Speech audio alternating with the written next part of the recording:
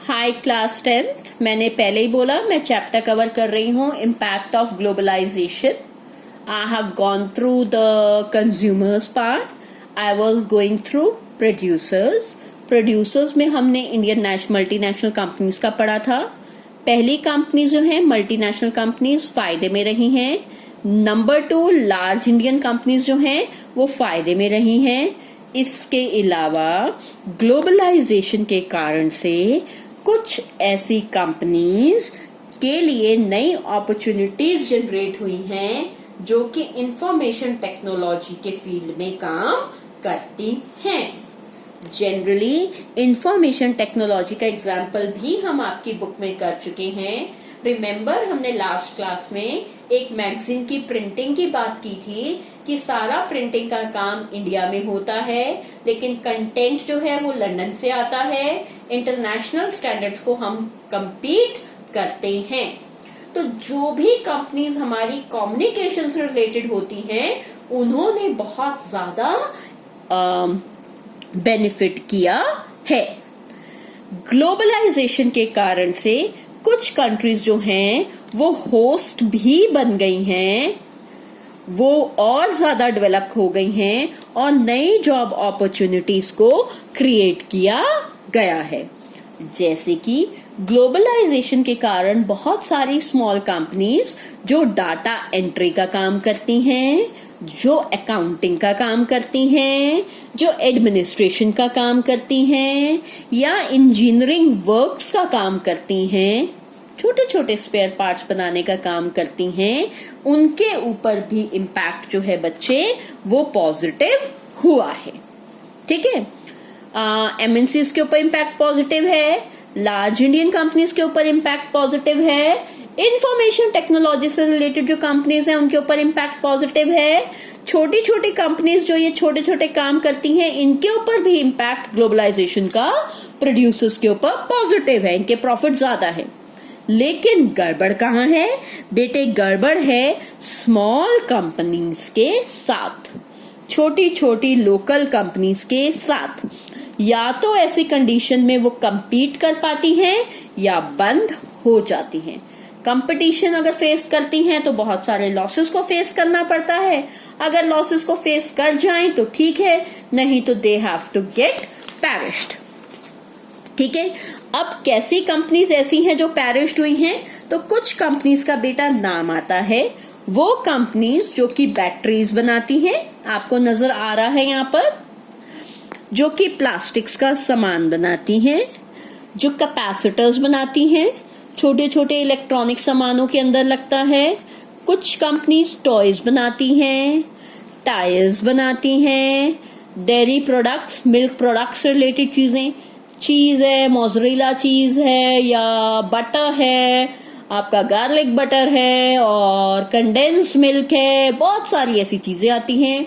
Vegetable oils आते हैं, इनको बहुत ज्यादा नुकसान भेजना पड़ा ग्लोबलाइजेशन के कारण से।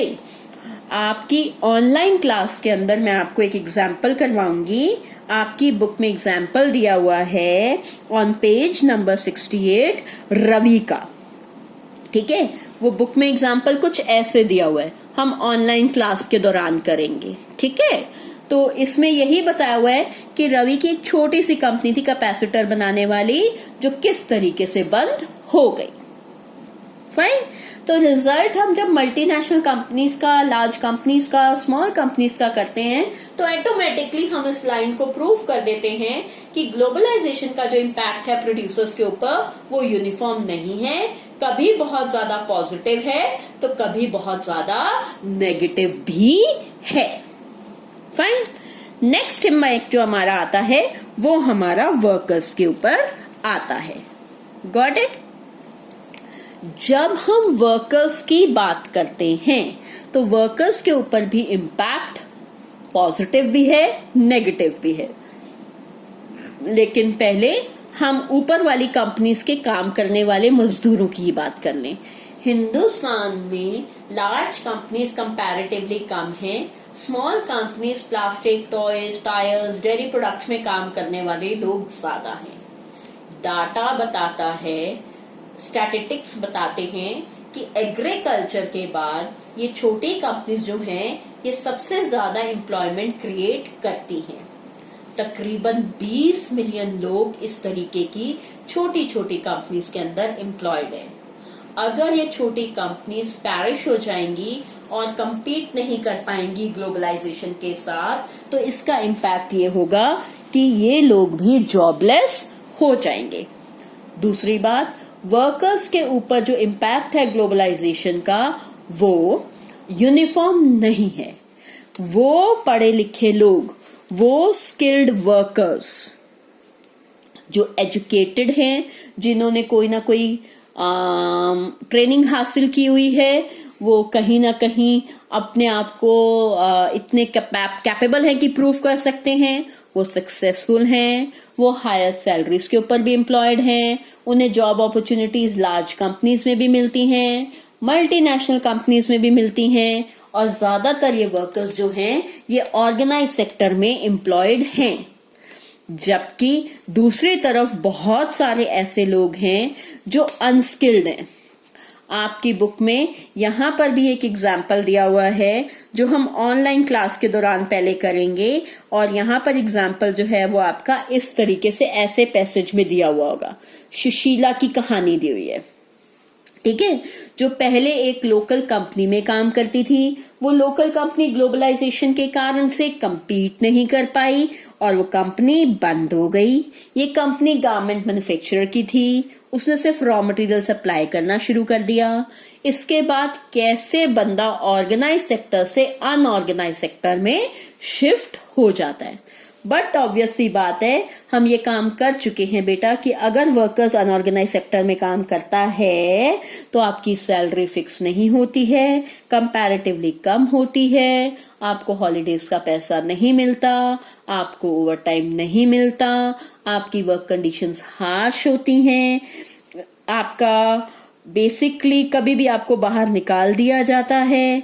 ये कंपनीज आपको तब तक रखती हैं जब तक उनके पास ऑर्डर्स हैं, क्योंकि ये खुद फ्लक्चुएट करती रहती हैं, तो आपकी जॉब भी फ्लक्चुएट करती रहती है।